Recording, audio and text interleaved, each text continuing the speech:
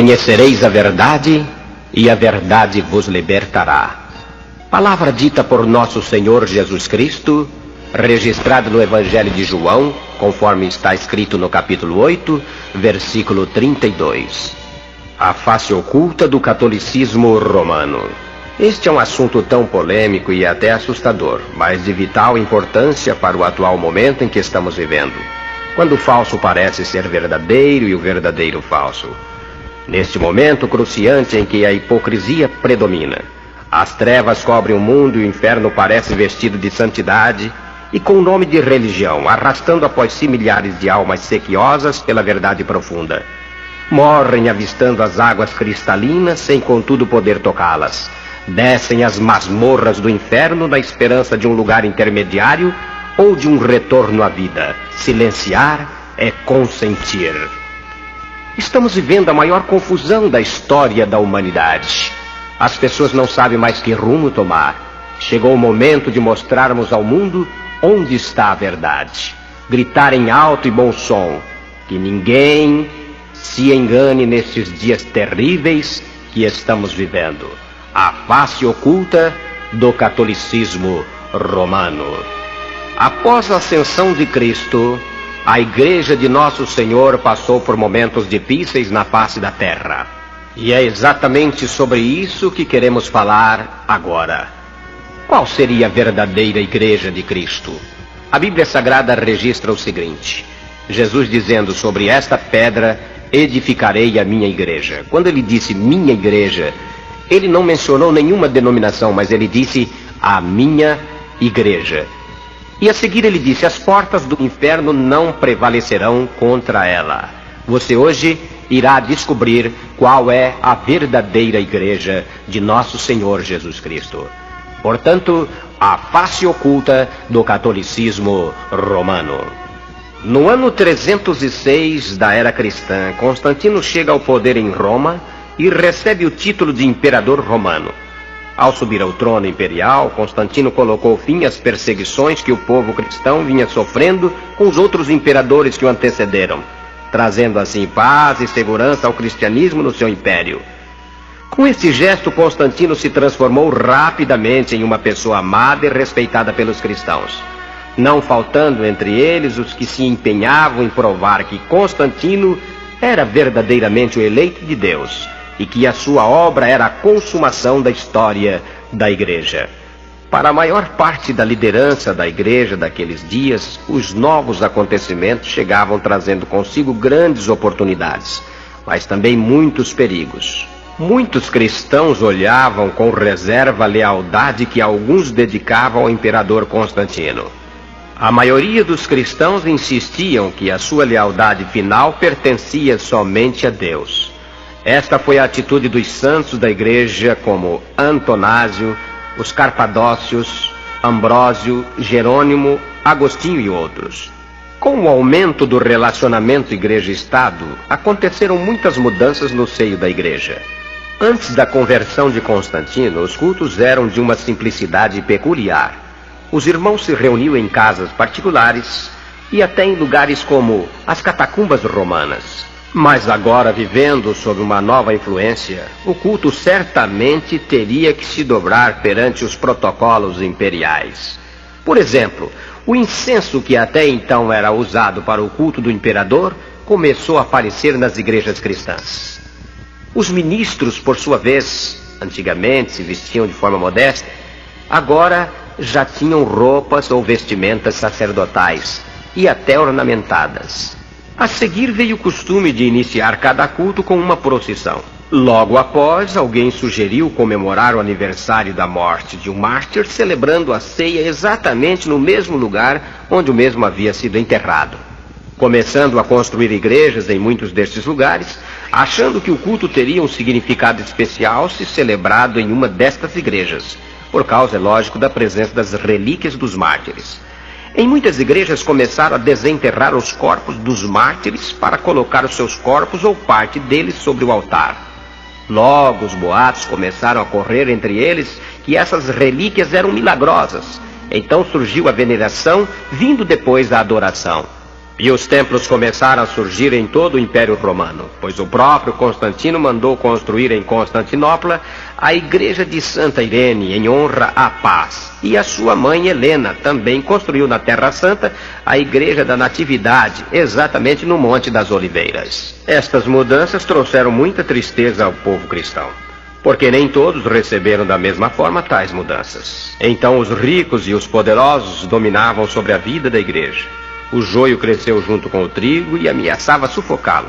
Como ser cristão nestas circunstâncias? Quando a igreja se une abertamente ao mundo carnal, quando o lucro e a ostentação passam a dominar o altar cristão, quando tudo e todos dão a entender que o caminho estreito se transformou em uma longa avenida? Como passar por cima de tantas ofertas e tentações que nos cercam neste mundo com as suas paixões? Fama, glória, dinheiro, honrarias, foi exatamente o que Satanás ofertou. E, infelizmente, alguns irmãos da igreja primitiva que estava em Roma aceitaram. Como vimos, todo este declínio da igreja foi acentuado após a conversão de Constantino, que nunca se submeteu à igreja cristã. Ele contava com o conselho cristão, como o erudito Lactâncio, o bispo Ócio de Córdoba, pois sempre reservou os direitos de determinar para si mesmo as suas atitudes religiosas, pois considerava-se bispo dos bispos. Por isso mesmo, depois da sua conversão, participou de rituais pagãos, os quais eram proibidos aos cristãos comuns. E os bispos, por sua vez, não levantaram a sua voz em protesto como fariam em circunstâncias diferentes. E a partir do ano 310, o catolicismo romano começou a mergulhar em dogmas e costumes que nada têm a ver com a sã doutrina. Foi exatamente no ano 310 que eles inventaram a reza pelos defuntos. No ano 320, o uso de velas. No ano 375, o culto aos santos. No ano 394, a instituição da missa. No ano 431, culto à Virgem Maria. No ano 500, o uso da roupa sacerdotal. No ano 503, doutrina do purgatório. No ano 606, Bonifácio III se declara bispo universal, isto é, papa. No ano 709, a obrigatoriedade de beijar os pés do bispo universal ou papa. No ano 754, doutrina do poder temporal da igreja. No ano 783, adoração das imagens e relíquias. No ano 850, o uso da água benta. No ano 890, culto a São José de Protodúlia. No ano 993, canonização dos santos. No ano 1003, a instituição das festas dos fiéis defuntos. No ano 1074, o celibato sacerdotal. No ano 1076, dogma da infalibilidade da igreja. No ano 1090, a invenção do rosário. E no ano 1184, a invenção da Santa Inquisição. No ano 1190, a venda das indulgências. No ano 1200, o pão na comunhão foi substituído pela hóstia. No ano 1215, criou-se a confissão auricular. No ano 1215, dogma da transubstanciação. E no ano 1220, adoração da hóstia. No ano 1229, a proibição da leitura da Bíblia. No ano 1245, o uso das campainhas nas missas. E no ano 1316, a instituição da reza da Ave Maria. E no ano 1415, a eliminação do vinho na comunhão. E exatamente no dia 31/10/1517, nasceu a Reforma através de Martinho Lutero. Não obstante a Reforma estar sendo anunciada a todo momento e pregada por Lutero, todavia a Igreja Católica Apostólica Romana continuou com as suas tradições e dogmas antibíblicos. Foi então que no ano 1546, eles introduziram os livros apócrifos, isto é, os livros não canônicos. Mas o que levou Martinho Lutero a tomar esta decisão em reformar a igreja? Não foi uma vontade própria, nem uma iniciativa sua, mas foi a unção e a inspiração do Espírito Santo.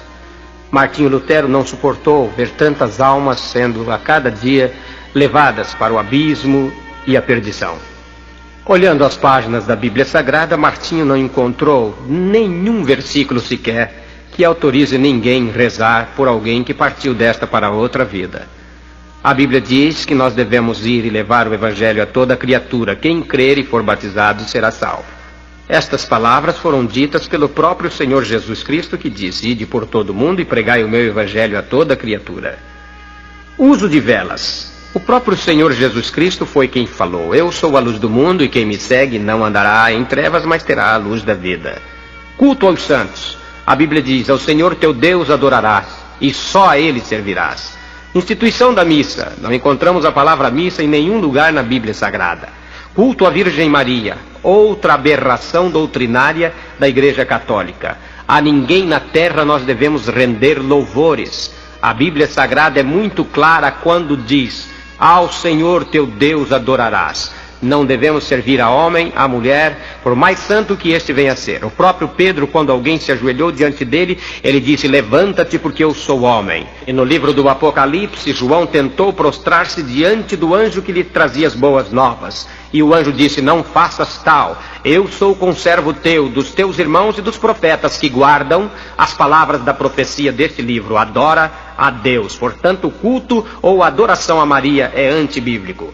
Ano 503, doutrina do purgatório. Analisando as escrituras sagradas, nós não encontramos um só texto que nos autorize pregar purgatório. Pelo contrário, nós encontramos a pessoa de nosso Senhor Jesus Cristo dizendo: quem crê em mim tem a vida eterna, não entrará em condenação, mas passou da morte para a vida. Purgatório, local transitório, ensina a Igreja Católica, para onde são lançadas as almas dos homens para purgar os pecados. Ao analisar as Escrituras, nós encontramos textos veementes que falam contra esta prática doutrinária. Por quê? A Bíblia diz: sem derramamento de sangue não há remissão de pecados. João falou a respeito disso quando, referindo-se a Jesus, disse: eis o Cordeiro de Deus que tira o pecado do mundo. O mesmo nós vemos lá no alto da cruz, quando nosso Senhor Jesus Cristo se dirige ao ladrão dizendo: hoje mesmo estarás comigo no paraíso. Se houvesse um purgatório, logicamente que aquele ladrão não poderia estar com Jesus no mesmo dia no paraíso. Teria que passar pelo purgatório, purgar os pecados, para depois então subir ao paraíso. Portanto, não existe base bíblica para purgatório. Ora, amigo, o que teria Jesus vindo fazer?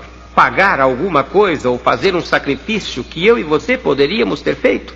Isto é, entregando as nossas almas às labaredas purgatoriais? Purgatório não tira pecado. Primeiro, porque não existe purgatório. Segundo, porque sem derramamento de sangue não há remissão de pecados. Terceiro, porque Jesus Cristo é o Cordeiro de Deus que tira o pecado do mundo. Ano 606, Bonifácio III se declara bispo universal, primeiro papa. Aqui está uma contradição muito grande da Igreja de Roma. Eles dizem que Pedro foi o primeiro papa. E agora, com a lei do celibato, eles dizem que Pedro ainda continua sendo papa. Por que lei do celibato? Bem, a lei do celibato proíbe o padre de se casar. Outra contradição bíblica tremenda. A Bíblia é clara quando diz: aquele que deseja o episcopado, excelente obra almeja, mas convém que o bispo seja casado, marido de uma mulher. Papa não pode ser casado. Isto nos prova que Pedro nunca foi papa, porque Pedro tinha sogra. Tanto é verdade que Jesus um dia visitou a Pedro, e a sogra deste estava enferma com febre. Jesus, tomando-a pela mão, a febre a deixou. Eu nunca vi ninguém ter sogra sem ser casado. Por onde descobrimos que Pedro nunca foi papa. No ano 783, o dogma da adoração das imagens e relíquias. A Bíblia, no entanto, diz: então falou Deus todas essas palavras, dizendo: eu sou o Senhor teu Deus, que te tirei da terra do Egito, da casa da servidão. Não terás outros deuses diante de mim. Não farás para ti imagem de escultura, nem alguma semelhança do que há em cima nos céus, nem embaixo na terra, e nem nas águas debaixo da terra. Não te encurvarás a elas, nem as servirás, porque eu sou o Senhor teu Deus. Sou Deus zeloso, que visito a maldade dos pais nos filhos, até a terceira e a quarta geração daqueles que me aborrecem. E faço misericórdia aos milhares que me amam e guardam os meus mandamentos. Êxodo capítulo 20, versículo 1 a 6. No ano 1184 da era cristã, foi instituídos os tribunais da Inquisição. Inquisição, na verdade, foi o forno incinerador do catolicismo romano. Contudo, a reforma era inevitável e necessária. A Igreja romana esmagou todos os movimentos de oposição, e rios de sangue derramaram em holocausto. Houveram assim mesmo alguns concílios, como o de Constância e de Basileia, pelos quais inventou-se uma fórmula radical da Igreja, mas sem consegui-la, pois eles queriam absoluta autoridade e supremacia. Porém, esta ideia não sobreviveu por muito tempo, nem na prática, nem na doutrina. Além de tudo isso, o Concílio de Constância cometeu o horrendo crime de condenar à fogueira um homem cheio do Espírito Santo por nome João Rus, da Boêmia. Este homem pregou contra o purgatório romano e trouxe à tona a sujeira da Igreja Católica. Este homem foi para a fogueira por não concordar com o erro, e com ele milhares em todo o mundo enfrentaram os horrores da Inquisição. Mas protestaram, não recuaram, mostrando a verdade para o mundo como fazemos hoje. Precisamos continuar protestando. Afinal de contas, as vítimas no mundo inteiro através da Inquisição até hoje ultrapassaram a casa dos 20 milhões. Há quem diga em 25 milhões de pessoas. Contudo, não queremos afirmar um número, só sabemos que foram milhares e milhares delas. Em 1208, exterminaram cristãos albigenses no sul da França. O padre dominicano e espanhol Tomás de Torquemada foi quem comandou por 8 anos a morte de 10.200 cristãos não católicos. Entre eles incluíam maçons e intelectuais. Além destes, foi também queimado o bispo Roper, que ao ser sacrificado com pouco fogo gritava: "Aumenta o fogo, aumenta a lenha!" Ao seu lado estava o papel do perdão. Bastava tirá-lo, mas não fez. Preferiu morrer contrariando a vontade daquela falsa igreja. Só na Espanha, 31.912 cristãos, além de livres pensadores, foram mortos pelos papas. Mas ainda temos um outro número bem maior. 291.450 foram martirizados. Olha o número ainda maior. E 2 milhões foram banidos. A Espanha, que era uma nação poderosa, tornou-se sem expressão. Entre os anos 1500 a 1558, Carlos V exterminou a mando do Papa em exercício 50.000 cristãos. De 1572 a 1585, o Papa Pio V organizou o extermínio de 100.000 anabatistas. Esse mesmo Papa, com a ajuda dos jesuítas, insuflou as igrejas a exterminarem mais de 70.000 protestantes na noite de 24 de agosto de 1572 na França. Essa façanha foi tão maravilhosa aos seus olhos que mandou cunhar moedas comemorativas ao massacre. Em 1590, o Vaticano incentivou as igrejas a eliminarem 200.000 huguenotes. O monarca alemão Fernando II, no ano 1578, instigado pelos padres jesuítas, começou a guerra de extermínio contra os protestantes. Essa guerra religiosa terminou em guerra política e tirou a vida de 15 milhões de pessoas entre os anos 1618 a 1648. Na Segunda Guerra, entre 1939 a 1945, o Vaticano envolveu-se escandalosamente. A imprensa da época mostrou o clero abençoando as tropas e armamentos italianos que partiam em massa para massacrar os negros da Etiópia. O objetivo da Inquisição era fazer calar os protestantes, conforme revelam os documentos da história. Veremos a seguir o que significou a Inquisição para o Brasil. Com base no levantamento feito pela historiadora doutora Anita Novinsky no dia 20 de maio de 1987, realizado no auditório da USP em São Paulo, por ocasião do primeiro Congresso Internacional sobre Inquisição. A doutora Anita Novinsky interessou-se pela Inquisição e pelos cristãos brasileiros.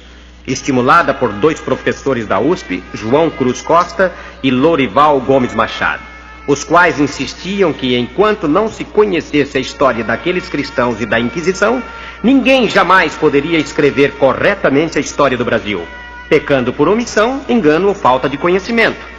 Analisem bem o que aconteceu ontem no Brasil. Foi terrível, como se verifica nos documentos acima mencionados. Brasileiros foram condenados pelo Santo Ofício. Foram presos, suas famílias postas na rua, suas casas trancadas, embarcados para Portugal, para os cárceres da Inquisição, em seguida julgados sem direito à defesa. Outros tantos foram jogados à fogueira. A lista que ainda está sendo levantada pela historiadora é enorme. Cerca de 500 brasileiros, a maioria de crentes, passaram por este calvário. Eis algumas abordagens. A doutora Anita Novinsky, no Congresso, numa matéria editada no caderno 2 do jornal O Estado de São Paulo. Os inquisitores, crentes de que o corpo humano era residência do mal, desenvolveram todo tipo de artifício criativo para chicoteá-lo, despedaçá-lo e esquartejá-lo, para esmagar os dedos dos fiéis e estourar os seus ventres. O suposto Santo Tribunal fez mais de 500 vítimas em apenas 20 anos no Brasil. Há registro de 21 pessoas queimadas na praça pública e meia centena que viveram grande parte da sua vida em calabouços, tendo seus bens confiscados ainda. Este foi o grande alvo da Igreja Católica Romana. Foram 300 anos de torturas através da Santa Inquisição.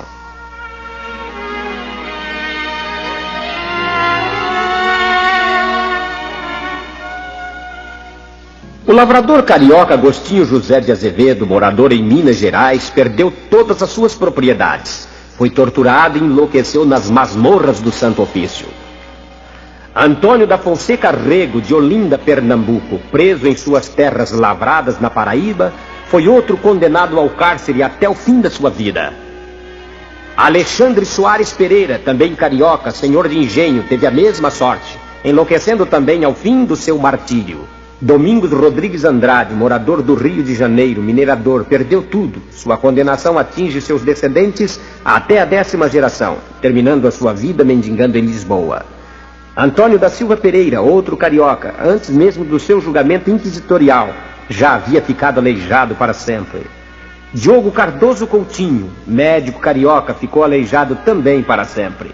Outro drama inconcebível foi de Diogo Correia do Vale, médico de Ouro Preto, Minas Gerais. Este foi preso e obrigado a delatar seu próprio filho Miguel Correia, de 28 anos. Como hereges, ambos foram torturados até a loucura e queimados vivos na fogueira. Mulheres também tinham a mesma sorte reservadas a seus patrícios brasileiros. Guiomar Nunes, da Paraíba, proprietária de terras, foi torturada até perder a razão. Em seguida foi queimada viva. Após o julgamento sumaríssimo, sua companheira conterrânea, Teresa Paz de Jesus, acusada de judaísmo, também foi supliciada até a loucura e queimada viva. Francisco de Siqueira Machado, do Rio de Janeiro, foi outro que enlouqueceu nos cárceres após contínuas torturas, voltando em seguida à prisão para ser queimado vivo em praça pública como criminoso contra a fé. Grande parte dos condenados pelo Santo Ofício eram do Rio de Janeiro. Entre eles, João Soares de Mesquita e João Tomás Brum. Este, com toda a sua família, fora levado ao cárcere e à tortura. José Fonseca Sotomayor, igualmente torturado junto a parentes próximos e obrigado a denunciá-los como hereges. Luiz Mendes de Sá, português que nasceu nas masmorras de Coimbra, veio para o Rio de Janeiro por causa das condições do seu nascimento. Em seguida foi preso e condenado a ser queimado vivo na fogueira. Além deste, também o capitão Mor da cidade de Paraty, seu nome era Miguel Teles da Costa, que torturado morreu louco e apedrejado na rua. Há ainda uma enorme lista de nomes de pessoas que foram torturadas e mortas, enfim, pessoas que tiveram a mesma sorte. Nem mesmo a Bíblia, a palavra de Deus, foi poupada. Centenas delas foram queimadas em praça pública. Confisco de bens, alvo principal da Inquisição. O confisco de bens dos brasileiros referente à primeira metade do século XVIII, cujos resultados espantam e configuram de modo eloquente, segundo a história. O principal objetivo da Inquisição era acabar com os crentes e tomar-lhes os bens como terras, casas, lavouras, criações, etc. O Santo Ofício, após efetuar a prisão, fazia classificação dos prisioneiros segundo os bens que possuíam. Para o Santo Ofício eram considerados multimilionários os cristãos no Brasil que possuíam herdades acima de 200 quilos de ouro. Milionários eram os que chegavam a 100 quilos de ouro, e de classe média aqueles que chegavam a 50 quilos. Segundo o levantamento feito pela doutora Anita, só de confisco de bens de 133 brasileiros a Inquisição arrecadou 5 toneladas de ouro. O cálculo feito pela doutora Anita no início de 1987, computando os juros de 6% ao ano sobre os confiscos que deveriam reverter aos descendentes condenados, ao longo destes 3 séculos, o Tesouro Português e o do Vaticano deveriam desembolsar 61 milhões de dólares. Com juros progressivos de 4 milhões de vezes aquela quantia, seria algumas vezes maior do que a dívida externa brasileira. O catolicismo romano e a Inquisição, 2 forças sem dúvida nenhuma piores do que a de Hitler, Stalin e Nero. Bestas humanas que mancharam a terra com sangue de inocentes, como do pastor Jean-Jacques Le Vauleur, também conhecido como João Bolés, que foi preso no ano de 1959 por ser denunciado como herege pelo padre Luiz Dagran ao governador-geral. Condenado, passou 8 anos nas masmorras encarcerado. Logo depois foi condenado à morte pelo crime de ser evangélico. Mas antes de levá-lo à forca, colocaram o padre José de Anchieta para convencer o pastor João Bolés a se retratar e converter-se ao catolicismo. Como isso não foi possível, pois João era um homem convicto de suas ideias, foi levado então para ser executado pelo carrasco. Como este demorasse para cumprir a ordem, o próprio padre José de Anchieta se antecipou e executou o ato, enforcando assim o nosso querido pastor João Bolés. Este foi um dos primeiros mártires da fé em nossa pátria. Observe que ele foi enforcado pelo padre José de Anchieta, santo brasileiro, beatificado pelo Papa e canonizado pelo mesmo. Na verdade, não sei dizer ao certo se este é um santo ou um assassino. Extraído do livro Anchieta, Santo ou Carrasco. Vale lembrar que João Bolés foi o primeiro pastor a celebrar a Santa Ceia no Brasil. Para encerrar esse capítulo, lembro-me agora de um versículo contido na Bíblia Sagrada, no livro de Apocalipse, capítulo 17. Mais precisamente o versículo 6. E vi que a mulher estava embriagada com o sangue dos santos e das testemunhas de Jesus. Vendo-a eu, maravilhei-me com grande admiração. Este versículo diz respeito à igreja falsa que está em Roma. A Bíblia fala que a mulher estava embriagada com o sangue dos santos e das testemunhas de Jesus. A Bíblia fala também que a besta que a mulher estava sentada tinha 7 cabeças e 10 chifres. 7 cabeças significa os 7 montes onde a mulher se encontra assentada. Seria muita coincidência Roma estar cercada por 7 colinas. Seria muita coincidência Roma ter matado tanto através da Inquisição. Coincidência maior ainda seria Roma estar justamente na cidade que domina sobre os reis da terra, conforme versículo 18 deste mesmo livro e capítulo. A mulher que viste a grande cidade que reina sobre os reis da terra. Quando João teve esta visão foi exatamente no ano 96 depois de Cristo. O mesmo se achava exilado na ilha de Patmos. Nesta época, Roma dominava sobre os reis da terra. E foi justamente nessa cidade que foi instalado e constituído a igreja da qual nós nos referimos. A igreja tipo de mulher. Seria muita coincidência Roma, através da Inquisição a mando da igreja, ter matado tantas pessoas? Mais que Hitler, Stalin, Nero? Não. Sabemos que a palavra de Deus não acontece por obra do acaso. A palavra de Deus é imutável. Estas são as palavras ditas pelos profetas, pelos apóstolos, por anjos e pelo próprio Deus.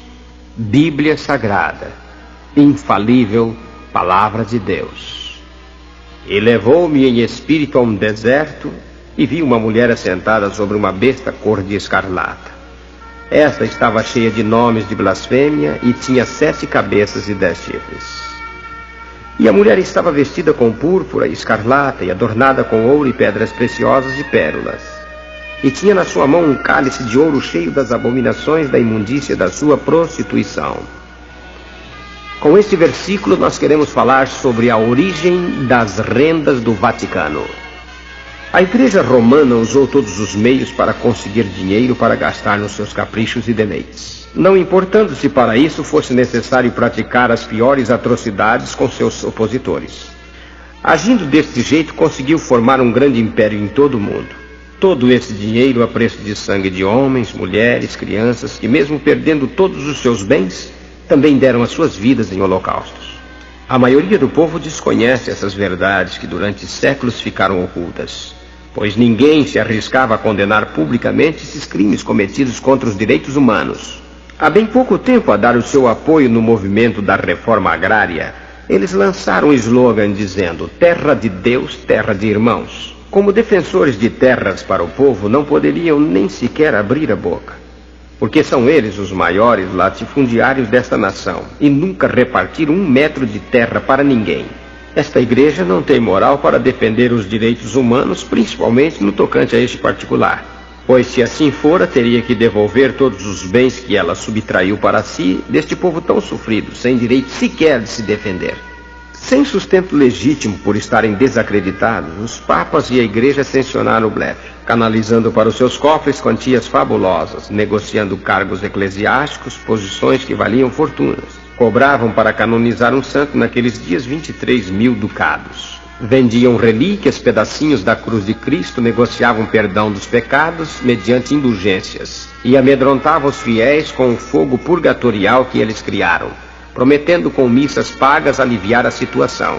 Desconhecendo a palavra de Deus, milhões de pessoas acabaram aceitando esses expedientes matreiros do catolicismo romano. O Papa João XXIII, no ano 1410, chegou a cobrar impostos até dos prostíbulos. Estes recursos foram contabilizados no orçamento do Vaticano. Não é um absurdo dos mais imorais? O padre João Teitzel tornou-se famoso vendedor de documentos de indulgência da Igreja. O Papa Leão X, no ano 1518, continuou com o blefe. Necessitando restaurar a Igreja de São Pedro, que estava rachando, usou os cofres com esses dizeres absurdos, tais como: ao som de cada moeda que cai neste cofre, uma alma desprega do purgatório e voa para o paraíso. O Vaticano é a corte mais suntuosa da Europa. Já não se preocupa com as migalhas, aplica os proventos deste comércio espiritual, de tal forma que possuem terras, fazendas, bancos próprios, edifícios em todo o planeta. No ano de 85, o jornal O Estado de São Paulo trouxe uma matéria, uma reportagem sobre este assunto, dizendo que os católicos americanos estão exigindo do Vaticano relatórios e balanços financeiros. Quanta diferença há entre a Igreja Católica e os seus líderes atuais com aquele que eles dizem ser o seu primeiro Papa? Pedro, na porta do templo chamado Formosa, na hora nona para a oração, o coxo estendeu-lhe a mão e pediu-lhe uma esmola. Ele disse ao coxo: olhe para nós. E ao olhar aquele coxo, ele disse: não tenho ouro nem prata, mas o que eu tenho, isso eu te dou. Em nome de Jesus Cristo Nazareno, levanta-te e anda. A Igreja de Roma tem ouro e prata, mas não tem poder. É bom pensarmos nisso. A bênção papal, bênção ou maldição? As bênçãos divinas trazem êxito, solução, que concedem vida, pois em João 10:10 está escrito: eu vim para que tenham vida e a tenham em abundância. Mas as bênçãos dos papas são suspeitas, como veremos nesses fatos que a história registrou. Coincidência? Não, maldição mesmo. Pois esses papas que passaram pela história, todos tiveram as mãos manchadas de sangue. A palavra de Deus nos diz que aquele que mata ou consente é homicida. Por isso não temos dúvidas em afirmar que as bênçãos ministradas por eles transformaram-se em maldições. O documentário O Estado do Vaticano, vasculhando intensamente sobre este assunto, fez um levantamento surpreendente com relação a todas as pessoas que buscaram a bênção ou as bênçãos papais. Estas mesmas pessoas tiveram fins trágicos, tanto pessoas como nações. Veja alguns registros. O Papa Pio IX, em 1870, abençoou a Carlota de Bourbon. Quando voltou a Roma, antes de sair do Vaticano, enlouqueceu sem causa aparente. O arcebispo do Peru morreu 43 dias depois da bênção do Papa.